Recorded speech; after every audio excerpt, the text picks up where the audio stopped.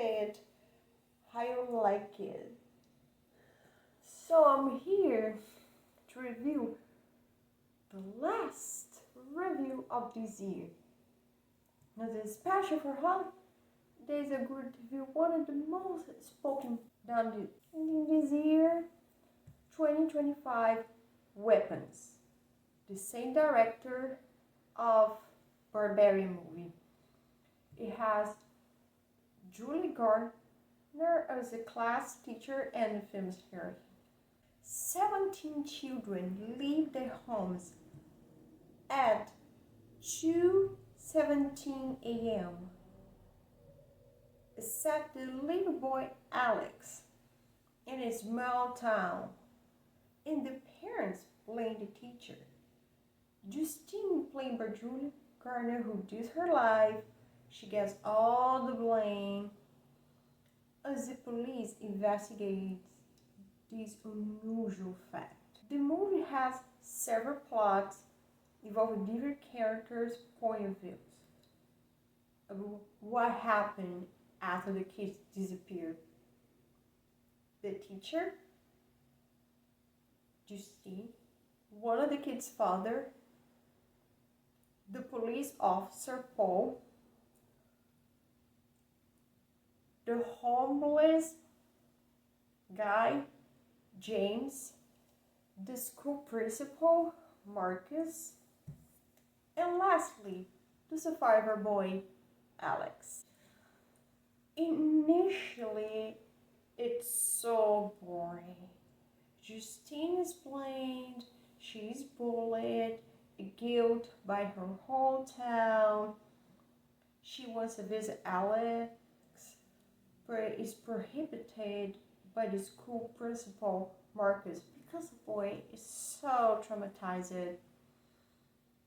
That even though he still goes to school in another class, and the school closed for a few days as a grieving this incident. She sees weird stuff and then goes to one of the kids' father, played by Josh Brolin, who blames her, and before with his point of view, she actually shows that he's the one who painted her car the word witch. Remember, this word is very important for the plot. He blames her, but he watches the camera on his backyard, seeing his son and the kids run away at the same time. And he's the one who wants to see his son. Then he goes to Paul, the police officer, with his affair. Justine, he's married and has a hard time dealing with work, but also drinks.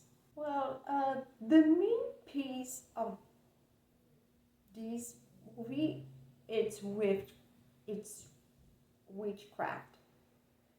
And to tell how the characters, plot, and feels I had to go to spoil this part. I know a lot of people say, oh, the last nobody's movie is better. But I think it's better to watch and they explain, but still this movie, anyway, it gets really long to understand and stand and see the plot getting weird because it's full of jump scares and weird people, and we don't really get involved.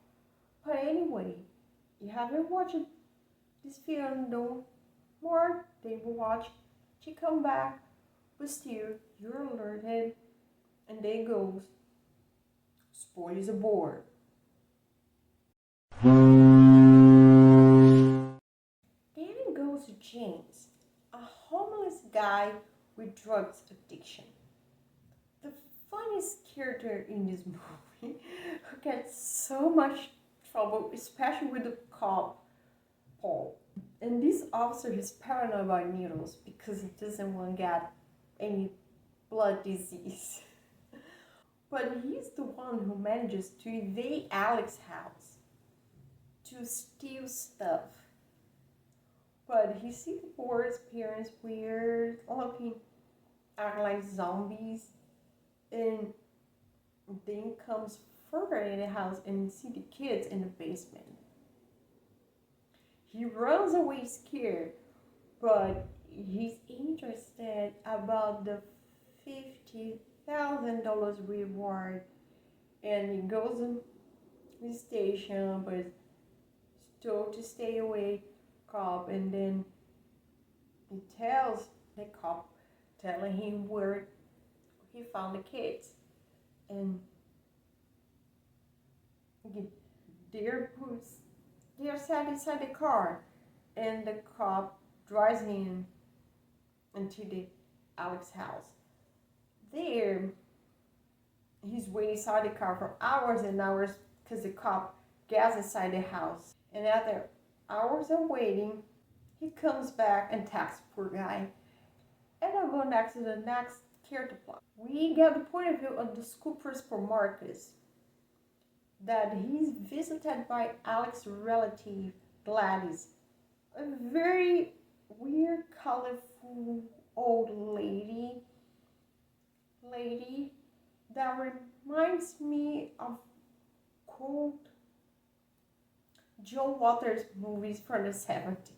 Later, at Marcus' house, she comes inside asking for help, and Marcus' husband invites her in. In the kitchen, she uses a tree branch, cuts herself, and uses witchcraft. Uses strain of his husband hair, and with it, she can start control Marcus, who brutally murders his own husband and runs after Justine, because as we see, she kind of controls the people she uses her magic in.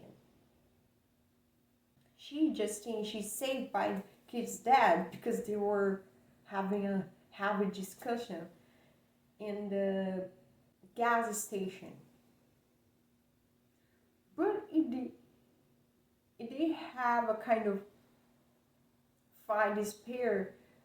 She's being persecuted by crazy, rabid Marcus inside the grocery store, but the guy doesn't her there, but Marcus has a terrible end as his head is smashed by a driver. And she and the kids dead, the end of the hospital. They managed to work together because he wants his son back and she wants to prove her innocence. And about the kids. Then goes finally to Alex and shows what really happened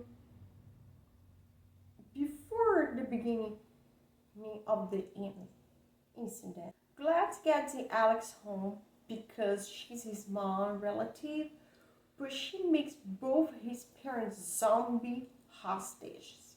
Actually, she uses her witchcraft, but witchcraft uses blood and everything, and she used that to manipulate Alex, and he makes what she wants.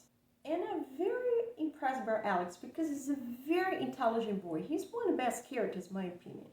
He's a very emotionally intelligent boy because he's a very honest kid, and he learns to lie and be complacent about this. And it's a very interesting movie that shows about abuse, adults abuse their kids and everything. So because she wants to become stronger, because of him, he gives her all his schoolmates for her. Meanwhile, he feeds his parents and his schoolmates with soup to keep them alive. And it shows what happened to him. She cleans the house for the police and answers all questions since the beginning. And then comes back all when Justine and one of his dad, played by Josh Brolin, got inside the house, making the zombies violent, try killing in case Alex's parents, Paul, who turned into a zombie, and James, who also was turned into a zombie in the end. And Justine, she was the one that got the gun to hit on the head for because Paul's a cop, has a gun, and Justine, she used the gun to get away from her old cop friend, and also James was trying. The dad, he gets in the basement because he saw the kids are there looking for his son, but he sees the witch that, and she turns him too, who tries to kill Justine. Meanwhile, Alex is trying to get away from his parents, acting way very violent, and he's the one who managed to learn and make the spell. He breaks the spell using his own blood, and the witch hair releases all the kids. And then comes one of the best modern horror movies scenes. And one of the best horror movie scenes of this year.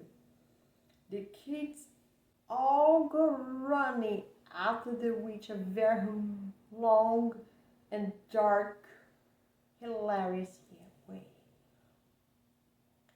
The kids all eat her flesh in very explicit, gory way.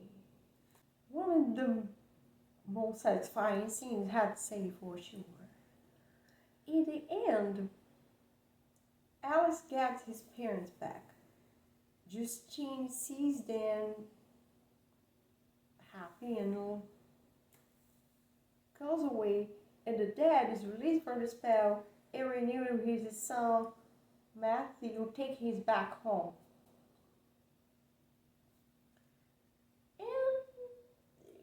I have told before, but there is someone, a narrator, that tells a story, telling the beginning and the plot of the kids, and tell the end as well. So the kids are geared back little by little, even some of them start to talk again. It's a very dragging movie with several points of view for different characters that meet each other in the plot. But in the first hour, it's kind of boring. But after, it gets more action and interesting. The end is one of the best horror movies, and it's very satisfying to see.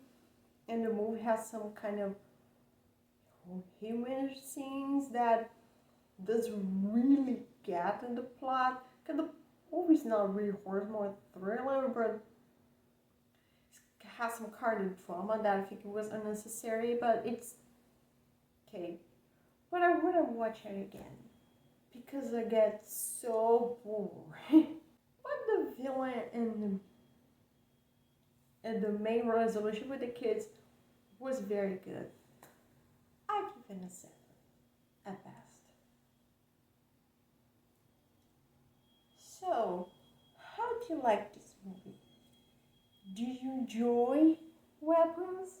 I really hope you. Please like this video, subscribe to my channel, leave a comment and suggest more horror movies for me to review. And share even necessary also. So, thank for this whole year of views, hopefully me more, and